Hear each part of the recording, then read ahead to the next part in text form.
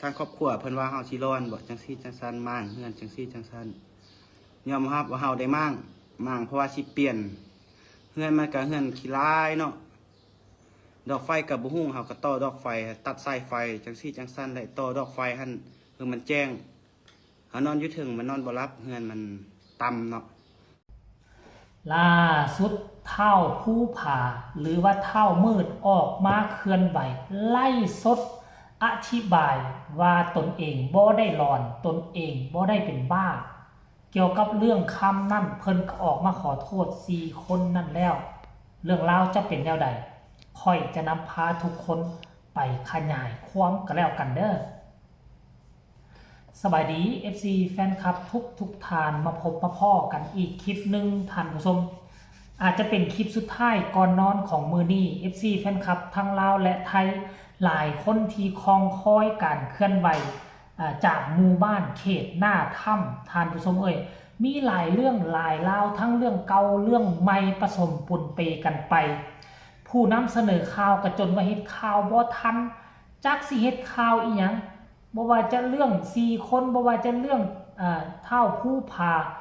บ่ว่าจะเรื่องของเจ้น้อมดราม่าเรื่องการเปิดบริจาคโอ้ยหันใจน้ำจนบ่ทันบ่ว่าจะเรื่องข่าวดีได้ยินว่าอาจจะได้กลับมาอีกรอบ2บ่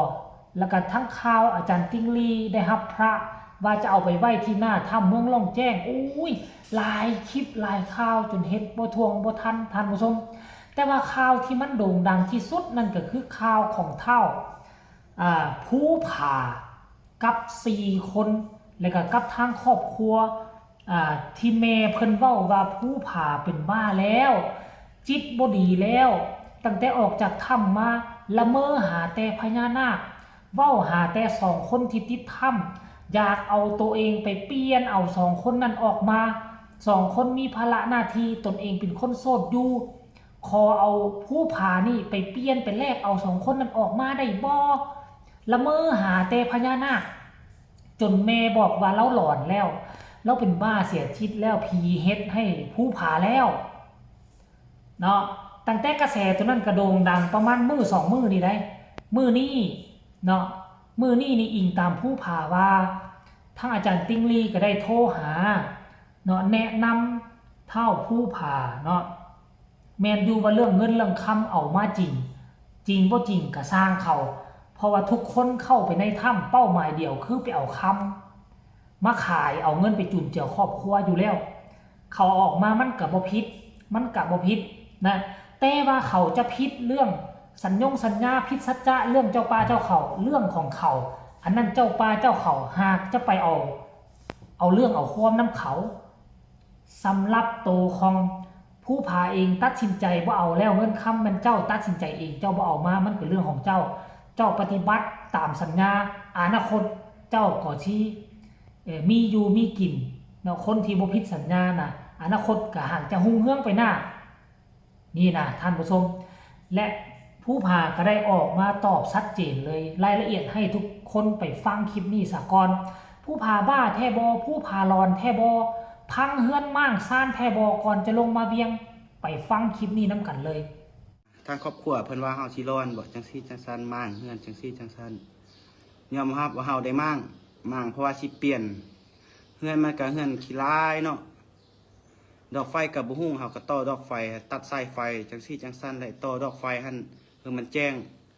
เฮานอนอยู่ถึงมันนอนบ่หลับเฮือนมันต่ำเนาะเฮือนสูงแต่ว่าบ่อนนั้นถึงมันต่ำมันร้อนเฮาอาจสิตัดสายไฟไปต่อลงเสื่อนตูบน้อยนอนอยู่ลุมแล้วเพิ่นสิคิดว่าเฮาร้อนจังซี่จังซั่นเฮาก็บ่อยากเว้าหลายคนไทยบ้านคือแหละคนบ้านนอกน่ะบ่เข้าใจเฮาก็ธรรมดาก็เข้าใจเนาะคนที่ทำมาต้องอยากอยู่ผู้เดียวเนาะ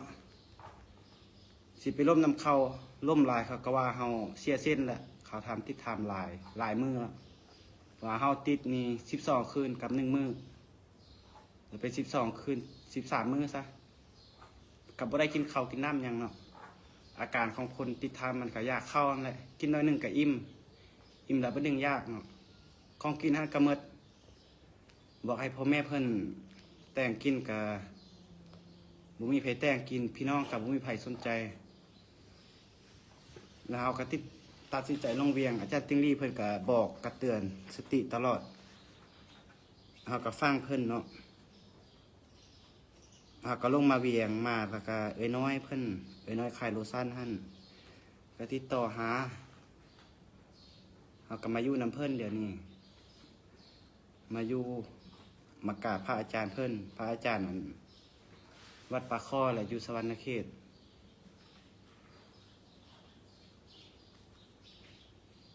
แล้วเรื่องคำหั่นตัวเขาเว่าไปหั่น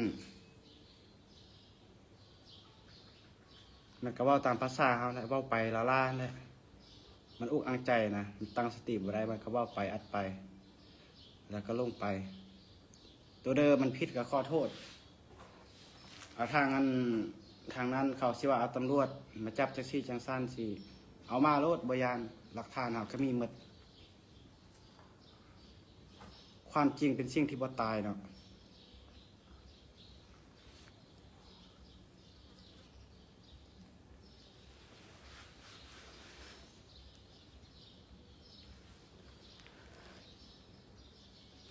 บ่แม่นถูกกดดันเด้อเพียงอยากระบายอารมณ์มันอุกอังใจมาหลายมือแหละหลายคืนแหละ เห็นบ่ล่ะผู้ผาว่ายอมรับพังเฮือนมั่างซานแท้ตัดสายฟืนสายไฟแท้เพราะว่าอย่างฮูตี้เพราะว่าผู้ผาบอกว่าเฮือนมันเก่ามันแก่แล้ว อยากซ่อมแปลงเฮือนใหม่แล้วสำหรับแม่เพิ่นบอกว่าน่ะตัดสายฟืนสายไฟเด้คือว่านั่นเพิ่นก็บอกว่าการที่ตัดสายฟืนสายไฟนี่อยู่เทิงเฮือนมันเป็นเฮือนต่ำเฮือนเตี้ยเฮือนอยู่บ้านนอกนี่พื้นกองล่างนี่ยกสูงเฮ็ดโต๊ะเฮ็ดเตียงไว้นั่งโอ้ลมกันนอนกลางเว้นโต๊ะกลางคืนว่าไปนอนสั้นเทิงนี่เฮ็ดต่ำๆเตี้ยๆเฮือนบูฮานเพิ่นบอกว่าเฮือนมันต่ำมันเตี้ยนอนก็ฮ้อนนอนบ่ได้ฮ้อนฮ้นตัดสินใจก็เลยว่าไปดึงสายไฟต่อสายไฟลงไปใส่ตูบอยู่ทางหน้าเฮือนมันมีตูบหน่วยนึงนะมันมีเปอยู่หั่นเด้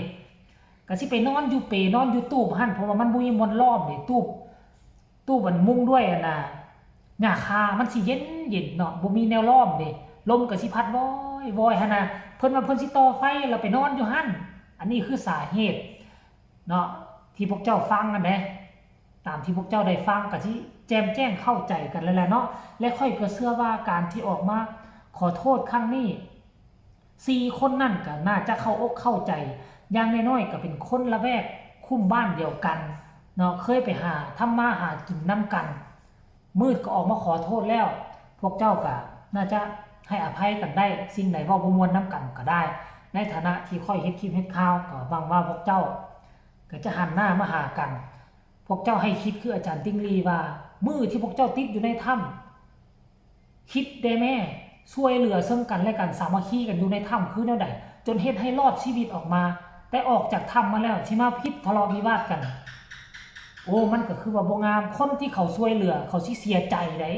เขาเสียใจในพวกเจ้าพิษกันเดี๋ยวนี้น่ะก็หวังว่าเรื่องราวเรานี่มันจะจบลงเพียงแต่ซ้ำนี้เราออกมาขอโทษแล้วก็เข้าใจทั้ง2เบื้อง2ฝ่ายเอาสำหรับคลิปนี้ก็ฝากฟังเอาไว้ซ้ำนี้แล้ว FC แฟนคลับทั้งลาวทั้งไทยเด้พวกเจ้าพอจะเข้าใจบ่พวกเจ้าพอจะว่าจังไดก็พากันคอมเมนต์มาก็แล้วกันสำหรับคลิปนี้ลาท่านผู้ชมไปก่อนเนาะสบายดี